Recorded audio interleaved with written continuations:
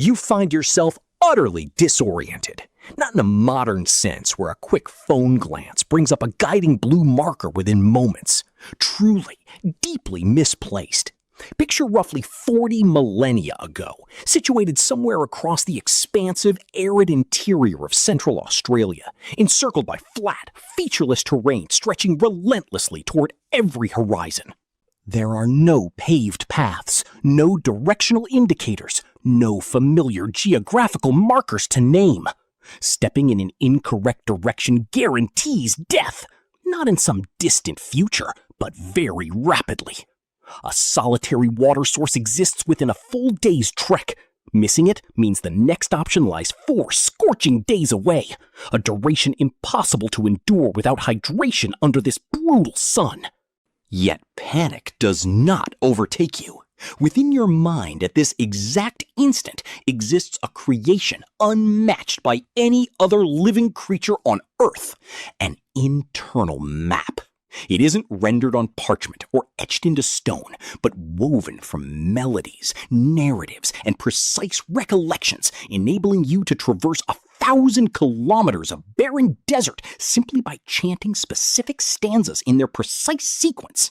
That mental atlas predates written text, urban centers, agriculture, and perhaps human speech itself. How did such a development unfold? How did a primate lineage, which initially navigated like every other creature by remembering food locations, fashion a mechanism so potent that it fundamentally reshaped our planet's surface? The explanation originates deep within your mind, long before modern humanity emerged. Back in 1971, a cognitive researcher named John O'Keefe at University College London recorded electrical signals from individual neurons inside a laboratory rat's hippocampus when he observed a peculiar pattern. Specific cellular units only activated when the animal occupied a precise physical spot, not upon observing a particular visual cue or catching a specific scent, but purely by virtue of being situated in that exact spot. He designated these as place cells. He had uncovered that the brain refrains from processing space like a static photograph. Instead, it actively constructs a dynamic, continuously updated spatial representation, tracking your location, past movements, and relative positioning of surroundings. 34 years afterward, during 2005, 2 Norwegian neuroscientists named May-Britt Moser alongside Edward Moser uncovered the remaining piece of this puzzle. Conducting research at the Norwegian University of Science and Technology, they detected neural units inside the entorhinal cortex firing in an immaculate hexagonal grid layout as the creature traversed its environment. They named these grid cells. If place cells function as location pins across your internal spatial chart, grid cells serve as the underlying coordinate grid, the graph paper beneath. Working together, they supply your mind with a system no navigational engineer has ever surpassed. A self-adjusting, 3-dimensional spatial blueprint of reality, operating perpetually without requiring power sources, orbiting satellites, or software code. In 2014, O'Keefe, alongside the Mosers, jointly received the Nobel Prize in Physiology or Medicine for identifying what the award committee described as the brain's internal GPS. This network is hardly exclusive to human beings. Rodents possess it, avian species utilize it, and insects like bees almost certainly operate a variation of it. The psychologist Edward Tolman demonstrated as far back as 1948 that rodents construct internal cognitive representations, adaptable mental spaces, allowing them to figure out unfamiliar shortcuts never previously traveled. Every mobile organism possesses a version of this biological hardware. The defining shift occurred when humans, at a certain historical juncture, executed something no other species ever attempted. We extracted that internal model from our minds and projected it onto physical surfaces. Consider the monumental cognitive requirements of that act. You must compress three-dimensional surroundings, a realm experienced through bodily movement, into a flat, two-dimensional rendering meant for another individual to decipher. You must determine which details remain vital and which can be omitted. You must establish shared symbolic conventions, defining north, depicting water bodies, or representing mountain peaks with specific geometric shapes. You must convert lived physical experience into abstract concepts. That leap, moving from merely experiencing space to actively symbolizing space, stands as one of the most critical cognitive evolutions in human history. Once a spatial chart exists on a surface, it can be shared, taught, and handed to someone who has never set foot in that location, granting them the capability to travel there independently. When did human ancestors first achieve this breakthrough? The straightforward truth remains that we cannot say with certainty. The primary reason for this uncertainty lies in the reality that early spatial charts were almost certainly drawn in loose soil, etched onto temporary sand, or communicated through physical gestures and spoken words, none of which leave lasting physical traces. Nevertheless, the earliest surviving physical artifacts that might constitute spatial charts are considerably older than most people realize. Back in 1962, an archaeologist named Bohuslav Klima uncovered a site called Pavlov within the Czech Republic, unearthing a fragment of mammoth tusk estimated at roughly 25,000 years old, covered in intricate line engravings, including undulating strokes, arched curves, and circular markings. Klima interpreted this artifact as a localized topographic representation, detailing the bends of the nearby Daiji River, the slopes defining the Pavlov Hills, and potentially the location of an ancient human camp. 25,000 years ago, during the peak of the last glacial maximum, while massive ice sheets buried most of northern Europe, ancient people were already crafting geographical representations. Or perhaps they were doing something else entirely. That uncertainty represents the perpetual challenge when evaluating prehistoric artifacts. You examine etched markings on a physical object and attempt to discern whether those lines depict the tangible landscape or represent something completely abstract. A comparable disagreement surrounds an ancient wall painting located at Çatalhöyük, a Neolithic settlement in modern Turkey dating back roughly to 6200 BC. When the archaeologist James Mellard excavated this site during the 1960s, he proclaimed it the world's oldest surviving map, a bird's-eye depiction of the village set against a double-peaked erupting volcano in the background. However, in 2006, another archaeologist named Stephanie Mies presented an alternative view, arguing that what Mellard identified as a volcanic eruption was actually a leopard pelt, a frequent decorative motif throughout the site, and that the supposed settlement rendering was simply an abstract geometric pattern. Academic consensus remains divided to this day. That disagreement highlights an essential truth. A spatial chart only functions as a map if an observer possesses the ability to interpret it as one. Lacking the proper cultural framework to decode its symbolic language, any chart reduces to meaningless lines across a surface. Yet one ancient artifact exists that most contemporary researchers accept as a genuine geographical chart. In 1993, an archaeological team led by Pilar Utrilla from the University of Zaragoza discovered a carved stone tablet inside Abauntz Cave located in Navarra, Spain, dated to approximately 13,660 years ago. Utrilla spent 15 years analyzing this artifact prior to publishing her conclusions in 2009. The carved etchings depict what clearly resembles a prominent mountain, surrounding river channels, small water ponds, and potential travel routes crossing the terrain. Remarkably, these markings correspond directly with the actual physical geography surrounding the cave site. An ancient individual sat down, carefully observed the surrounding landscape, and carved a simplified geographical overview onto a stone slab to coordinate a group hunt or explain a navigational route to others.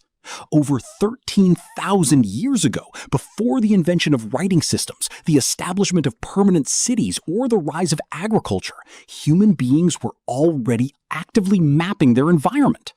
At this juncture, the historical trajectory of spatial charting splits into two fundamentally distinct avenues that would not converge again for thousands of years.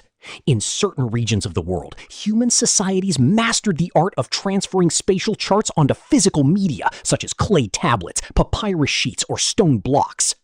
Meanwhile, in other regions, human populations perfected an achievement arguably even more extraordinary. They constructed complex spatial maps existing entirely within human memory, transmitted across generations through melodic songs and oral narratives. The Aboriginal populations across Australia created navigational structures currently recognized as songlines or dreaming tracks, spatial charting systems embedded within music, oral storytelling, and ceremonial practices that articulate the surrounding terrain in such incredible detail that an individual who has never visited a distant location can navigate across it simply by chanting the appropriate verses in their correct order. Specific terrain features, freshwater locations, prominent rock formations, and seasonal food resources are explicitly encoded within the poetic verses. The physical landscape itself operates effectively as a vast memory palace, where every distinct landmark triggers the subsequent segment of the oral verse. Astrophysicist Ray Norris has demonstrated how certain songlines additionally incorporate stellar positions for nocturnal navigation, while scholar Lynn Kelly has compared this framework to the classical Greek method of loci, arguing it represents one of the most sophisticated memory structures ever created by humanity. These oral songlines are estimated to be at least 10,000 years old, though numerous researchers suspect their origins trace back roughly 60,000 years to the initial human arrival across Australia. 60,000 years would render songlines not merely the oldest continuous spatial charting technique, but one of the most enduring intellectual traditions maintained throughout human history. On the opposite side of the globe, the Marshallese communities across Micronesia constructed a distinct yet equally ingenious spatial charting system known as stick charts. These were structural grids assembled from flexible pandanus roots or coconut leaf ribs bound together with organic fibers, featuring small cowrie shells attached at key intersections to mark specific island locations. The curved wooden sticks illustrated ocean swell patterns, detailing how wave fronts were fracted around island atolls, bounced off submerged oceanic ridges, and interacted with one another in predictable wave interference patterns.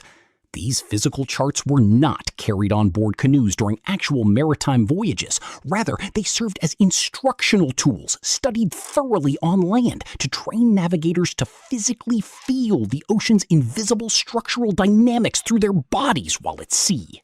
Three primary variations existed: the matang, which taught fundamental wave dynamics; the meadow, which mapped specific island clusters; and the rebelib, which encompassed entire archipelagos. Furthermore, the Polynesian voyagers who successfully settled the vast Pacific expanse bounded by Hawaii, New Zealand, and Easter Island elevated spatial navigation to an extraordinary art form. They utilized no mechanical navigation devices, no magnetic compasses, no astrolabes, no physical instruments whatsoever. Instead, they navigated across vast ocean stretches, utilizing what modern scientists term a star compass, a complex mental index tracking the rising and setting horizon points of roughly 220 individual stars throughout the annual cycle. A voyager would align the vessel toward a specific star rising along the eastern horizon. As that celestial body climbed too high to maintain an accurate heading, the navigator smoothly transitioned focus to the next star rising at that identical horizon coordinate. Whenever cloud cover obscured the night sky, navigators read the ocean directly, sensing the subtle directionality and underlying rhythm of deep ocean swells vibrating through the wooden hull of their canoe. The flight trajectories of coastal birds provided precise indications of nearby land masses, knowing species like terns rarely venture beyond 40 kilometers from shore. Even the subtle coloration of cloud undersides offered critical clues, where a faint greenish hue indicated a shallow tropical lagoon hidden beneath the horizon. Training for master navigators spanned decades, starting in early childhood, with complex geographical knowledge passed down through rhythmic chants rather than written texts. In 1976, a traditional double-hulled ocean canoe named the Hokulea journeyed from Hawaii to Tahiti, a voyage spanning approximately 4,000 kilometers, relying exclusively on traditional Polynesian wayfinding methods. Serving as master navigator was Ma Piailug, a traditional wayfinder from the Micronesian island of Satawal and one of the last living masters of this ancient art.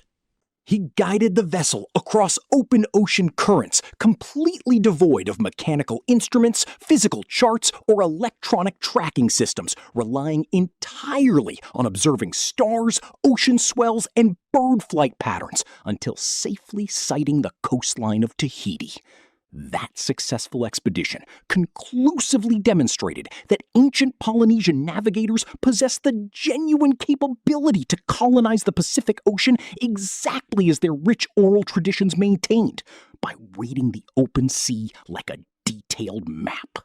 Reflect upon what these diverse structures, songlines, stick charts, and mental star compasses reveal regarding the underlying concept of spatial mapping. None of these techniques match the conventional visual image brought to mind by the word map.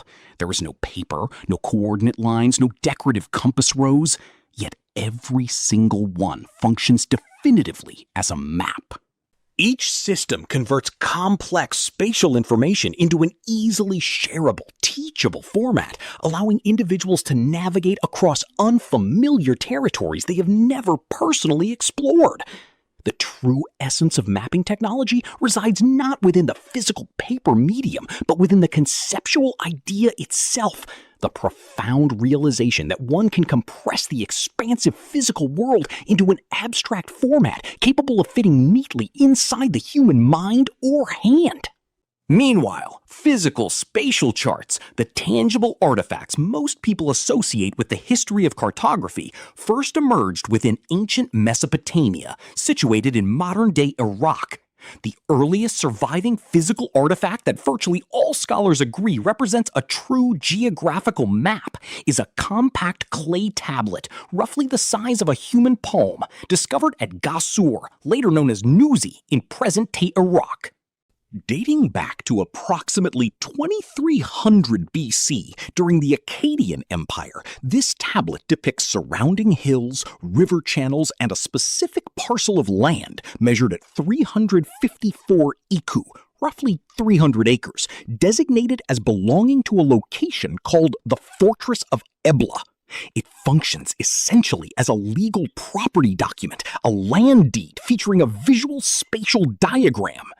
Resting today inside the Semitic Museum at Harvard University, this artifact highlights a fundamental aspect regarding the initial purpose of physical maps that is frequently overlooked. The earliest physical maps were created not for open exploration, but to assert ownership. That distinction carries immense historical significance. Consider the underlying implications. The moment an individual draws a spatial diagram defining where their land ends and a neighbor's property begins, they have forged a binding legal instrument, a formal claim establishing boundaries. The map ceases to merely describe physical reality, it actively dictates rights of possession. That intrinsic connection between spatial mapping and political power would only intensify throughout the subsequent 4 millennia. Ancient Mesopotamia likewise produced the earliest known attempt to visually map the entire known world on a single object. This artifact is a small clay tablet measuring roughly 12 centimeters by 8 centimeters, inscribed with Akkadian cuneiform text and catalogued as BM 92687 within the British Museum. Modern scholars refer to it as the Babylonian Imago Mundi. Excavated at Sippar in modern-day Iraq, it dates to approximately the 6th century BC. The researchers suspect it represents a transcript of an older original dating as far back as the 9th century BC. The tablet depicts the terrestrial world as a circular disk centered around Babylon, which is bisected by the flowing Euphrates River. Encircling this central landmass is a ring of ocean water labeled as the Bitter River. Beyond this oceanic boundary, 8 triangular shapes extend outward like radial spokes, designating mysterious, distant realms inhabited by mythical beasts and legendary heroes. This was not a functional navigational aid. One could not utilize it to reach a physical destination. Rather, it served as a grand cosmological assertion. A civilization declaring its place within the universe, defining world structure while positioning itself squarely at the center. Virtually every civilization that has ever crafted a world map has placed its own culture at the absolute middle. The Babylonians simply established that precedent first. The ancient Egyptians adapted this spatial technology for practical administrative purposes. Around 1150 BC, an Egyptian scribe named Amenhotep, son of Ipuy, drafted what is now recognized as the Turin papyrus map, the oldest surviving topographical and geological chart in recorded history. Commissioned by Pharaoh Ramesses IV, its purpose was to organize a resource expedition into the Wadi Hammamat, located within the eastern desert between the Nile River and the Red Sea. The papyrus details travel routes, mountainous terrain, and the precise locations of gold deposits and stone quarries, utilizing distinct color hues to differentiate various rock types. This was no symbolic diagram. It was a highly practical, functional document created to successfully complete a complex physical operation. Preserved today in the Egyptian Museum in Turin, Italy, it resembles a modern geological survey far more than anything a 3,000-year-old society was previously thought capable of producing. However, the ancient Greeks fundamentally transformed the discipline by attempting an unprecedented challenge, mathematically mapping the entire terrestrial globe. Around 550 BC, the philosopher Anaximander of Miletus, working along the coast of modern-day Turkey, is credited with fashioning one of the earliest comprehensive maps depicting the known world. It was circular in form, showing Europe, Asia, and Africa encompassed by a vast surrounding ocean. Although no physical copy survived, the concept that one could represent the entirety of planet Earth on a single surface proved revolutionary. A century later, around 240 BC, a scholar named Eratosthenes, serving as head librarian at the famous Library of Alexandria, executed a feat of remarkable intellect. He calculated the circumference of the Earth. His methodology was brilliantly straightforward. He recognized that at noon, during the summer solstice, sunlight fell directly down a well shaft in Syene, modern Aswan, casting no shadow. Simultaneously, in Alexandria, located roughly 800 kilometers directly north, a vertical post cast a distinct shadow, indicating the sun was angled approximately 7.2 degrees from vertical. Since 7.2 degrees represents 1/50th of a full 360-degree circle, he multiplied the measured distance between the two cities by 50, deriving a total figure within roughly 2% of Earth's actual circumference. 2% accuracy, achieved 2,200 years ago using nothing more than a wooden stick, simple geometry, and acute observation. No satellites, no advanced sensors, just basic math.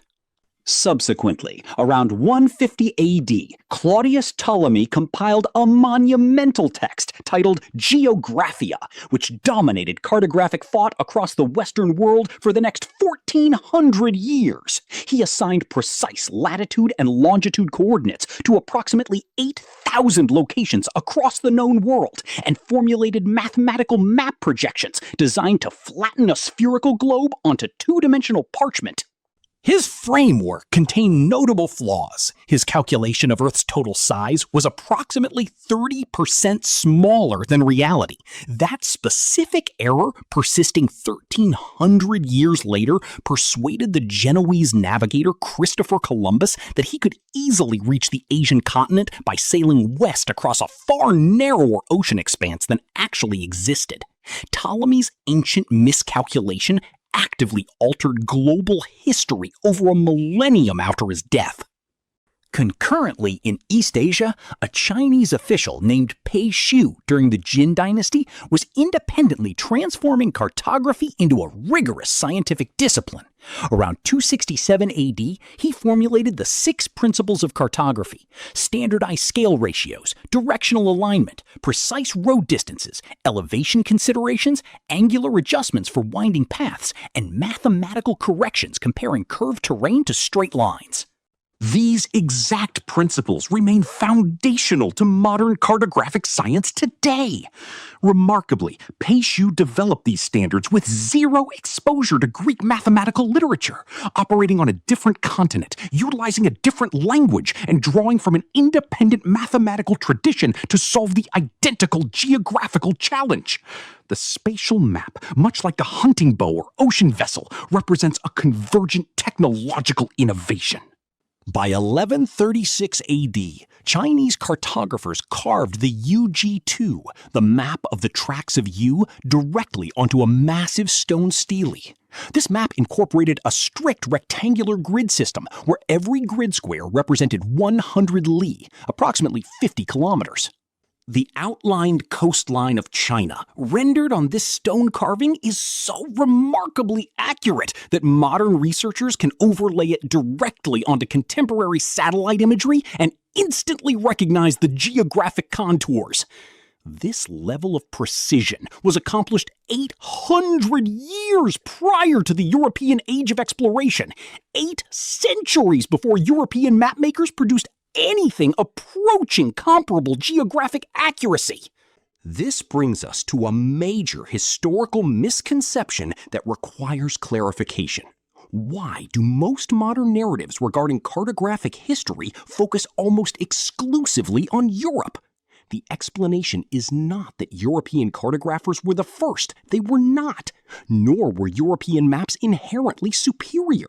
For most of recorded history, they were demonstrably inferior. Medieval European maps, famously known as Mappe Mundi, functioned primarily as religious theological documents rather than practical navigational tools.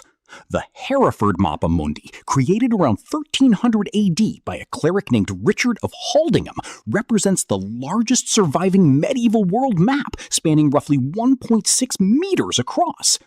It places Jerusalem at the absolute center, scatters biblical narratives across its surface, and fills unexplored margins with mythical creatures.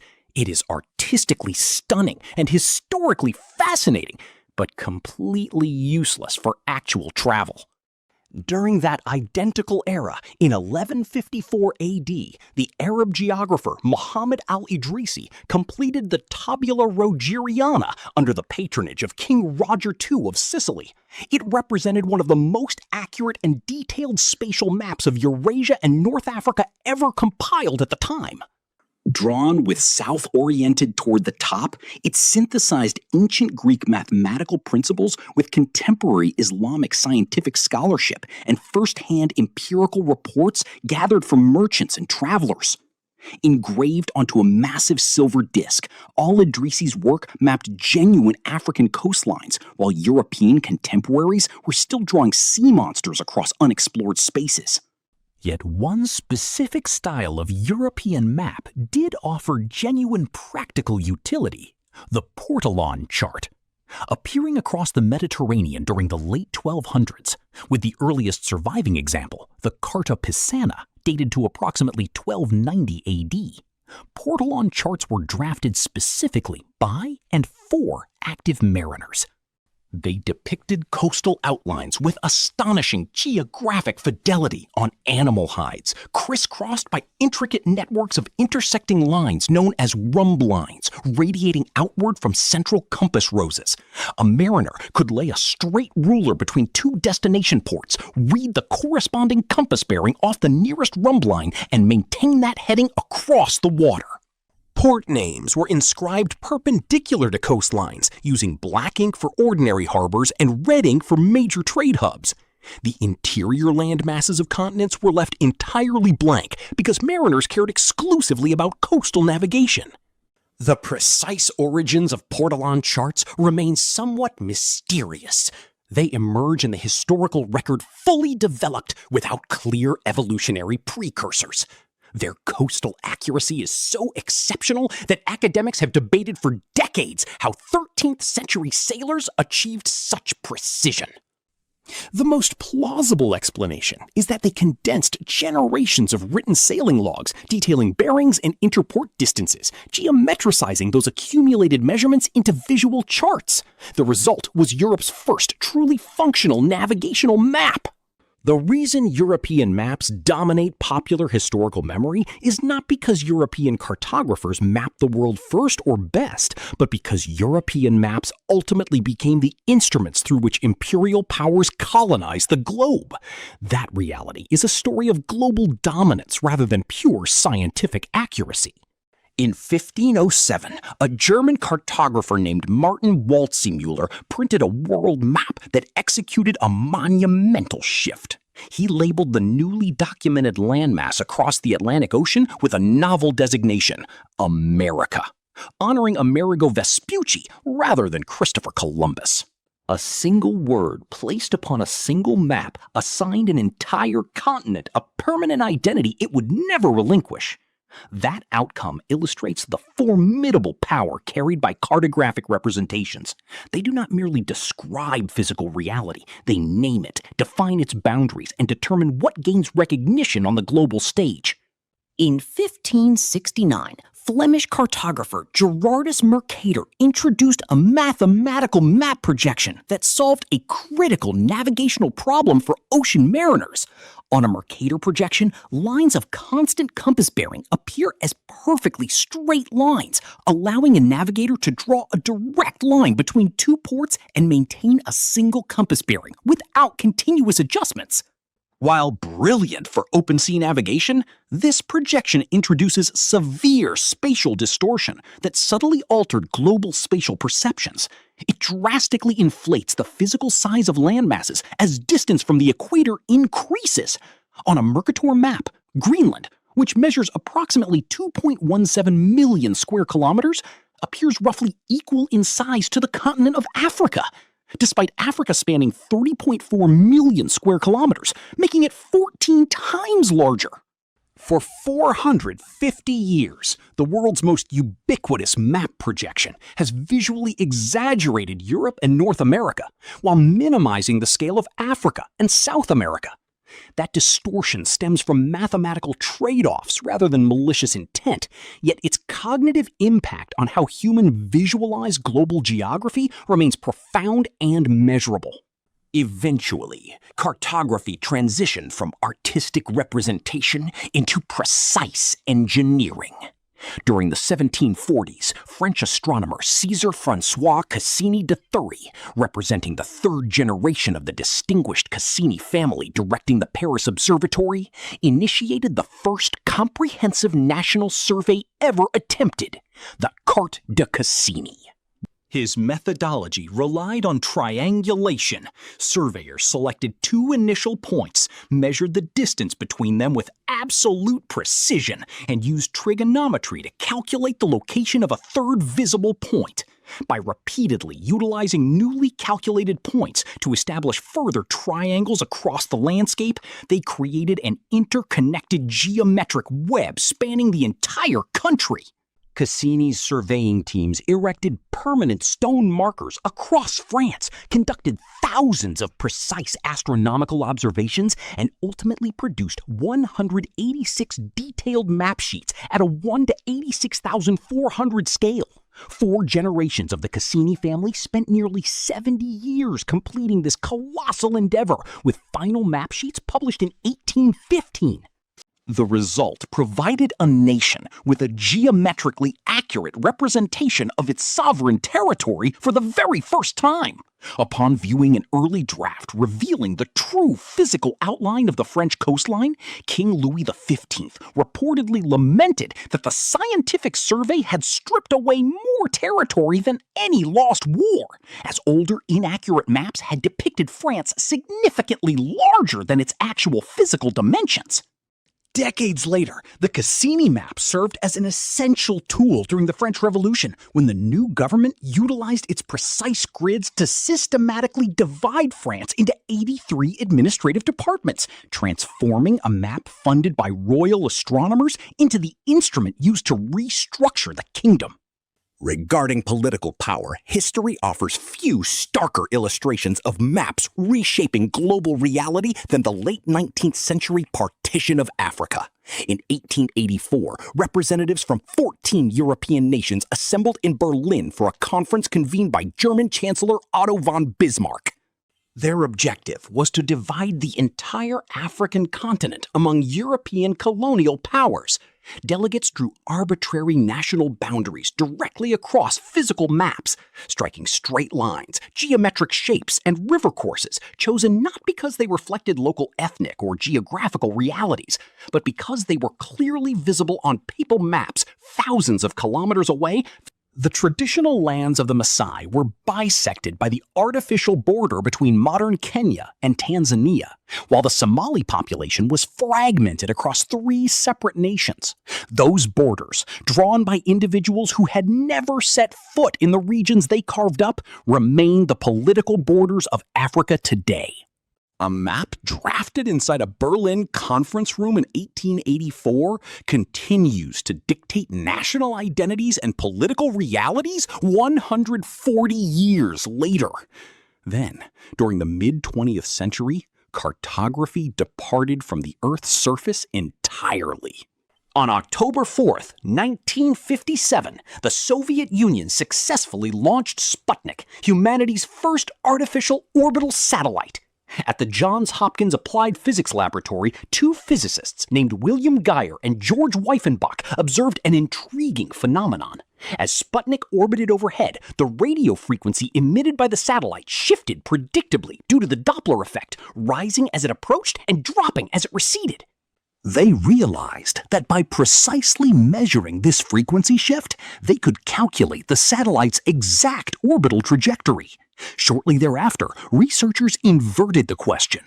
If a satellite's precise orbital location were known, could one utilize that same Doppler shift to determine the exact coordinates of an observer on the ground? You could!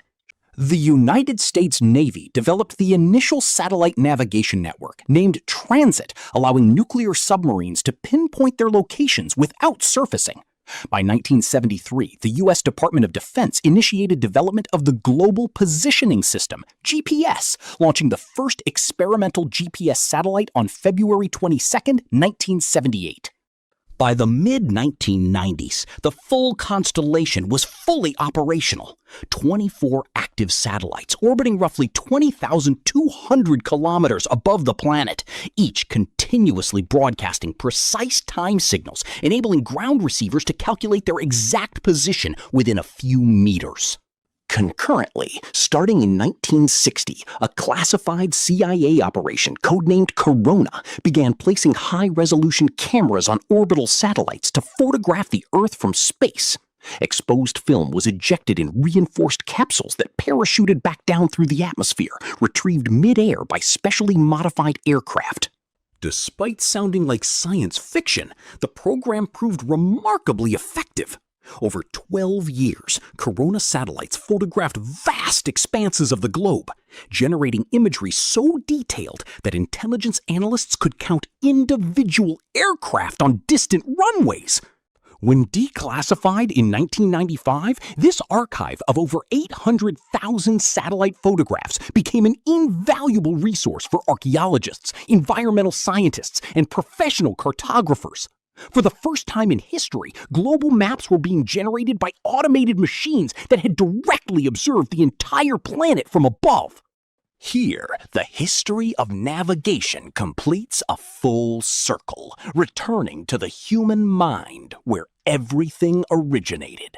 In 2020, neuroscientist Louisa Dahamani, alongside researcher Veronique Bohat at McGill University, published an insightful study investigating what occurs within the human brain when individuals consistently outsource navigation to automated GPS devices.